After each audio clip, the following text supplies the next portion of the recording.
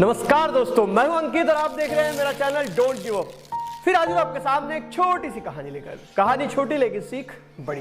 ये कहानी एक व्यापारी की है। एक व्यापारी जो बहुत अच्छा बिजनेस करता है, जिसका शहर में बहुत बड़ा नाम है, लेकिन उसकी जिंदगी में एक कमी है। वो कमी है कि उससे औलाद नहीं है। वो अपने एक बच्चे के लिए तरस रहा है। बहुत मिन्नतों के बाद उसे एक बेटा होता है। अब घर में बहुत दिनों बाद बेटा होता है तो लाड़ प्यार भी बहुत होता है और अपने बेटे को बहुत प्यार करता है। उसके द्वारा मांगी गई हर चीज को वो अपने बेटे को समय पर देता है। बेटा जो भी डिमांड करता है, व्यापारी उसकी तुरंत मांग पूरी कर देता है। सिर्फ व्यापारी नहीं तो उसकी पत्नी भी अपने बेटे से बहुत प्यार करती है और वो बेटा धीरे धीरे बड़ा होता है और बेटे ने कभी ना नहीं सुनी होती, क्योंकि उसके मम्मी पापा उसे हर चीज खरीद कर देते हैं। वो बच्चा धीरे धीरे बड़ा होता है और जब वो 15-16 साल का होता है तो उसके पिता को यह बात समझ आने लगती है कि मेरे बेटे को पैसे की कोई वैल्यू नहीं है। उसे जो भी पैसे दो वो उसे खर्च कर देता है और उसे समझने लगता है कि मेरा बेटा मेरे बाद मेरे व्यापार को संभाल पाएगा या नहीं, क्योंकि वो दिए हुए पैसे को फिजूल ही तरीके से खर्च करते रहता है। अब व्यापारी परेशान रहने लगता है कि मैं अपने बेटे की जिंदगी में बदलाव कैसे लाऊं। देखते ही देखते बेटा 20 साल का हो जाता है, लेकिन वो कोई काम धंधा नहीं करता, ना उसका ध्यान पढ़ाई में होता है। ये सब देखकर व्यापारी दुखी रहने लगता है। फिर वो सोचता है मैं क्या करूं। उसे एक दिन एक तरकीब सूझती है और वो अपने बेटे को अपने पास बुलाता है और कहता है, आज तुम्हें कमाई करके लाना है, तभी तुम्हें आज का खाना मिलेगा, अन्यथा तुम्हें खाना नहीं मिलेगा और तुम्हें इस घर में भी रखा नहीं जाएगा। तुम घर छोड़कर जा सकते हो। ये सुनने के बाद बेटा टेंशन में आ जाता है कुछ देर के लिए, क्योंकि उसे पता है कि उसके घर में उसके चाचा है, चाची है, बुआ है, दादी है, दादा है, कोई ना कोई उसे पैसे तो दे ही देंगे। और जैसे ही उसके पिता कहते हैं कि आज तुम्हें कमाई करके लाना है, बेटा जाता है अपनी मम्मी के पास और मम्मी से पैसे मांग लेता है और मम्मी के दिए हुए पैसे अपने पिताजी को शाम को देता है और कहता है, देखो पिताजी, आज की मेरी कमाई। पिता उससे कहते हैं, ठीक है, इन पैसों को कुएं में डाल दो।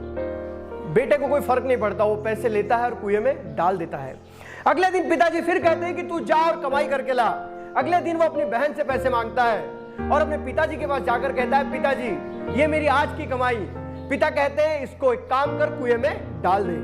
बेटा फिर जाता है और उस पैसों को कुएं में डाल देता है। अगले दिन फिर उसे कमाई करनी होती है।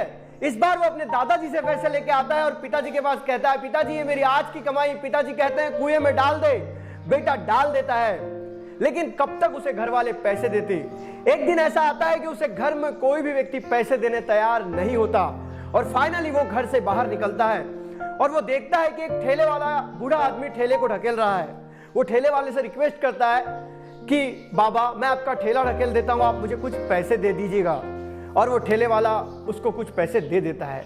वो 50-100 रुपए लेके वो अपने घर जाता है। शाम को थका हारा, बहुत थका रहता है, क्योंकि काम करने की आदत नहीं रहती और उस दिन उसने काम किया रहता है। वो पैसे लेके अपने पिता के पास जाता है और पिताजी से कहता है, पिताजी ये आज की मेरी कमाई 100 रुपए। पिताजी कहते हैं, कुएं में डाल दे। और इस बार बेटे को गुस्सा आ जाता है, बोलता है, मैंने इतनी मेहनत करके 100 रुपए कमाए और आप कहते हैं कुएं में डाल दो। तब पिता कहते हैं कि बेटा, आज तुझे समझ आया कि मेहनत करके जो पैसा आता है उसकी कीमत कितनी होती है। अभी तक तो जो पैसे ला रहा था वो घर के किसी ना किसी सदस्य के द्वारा मिले हुए पैसे मुझे लाके दे रहा था, इसलिए तुझे फर्क नहीं पड़ा जब तूने उन पैसों को कुएं में डाला।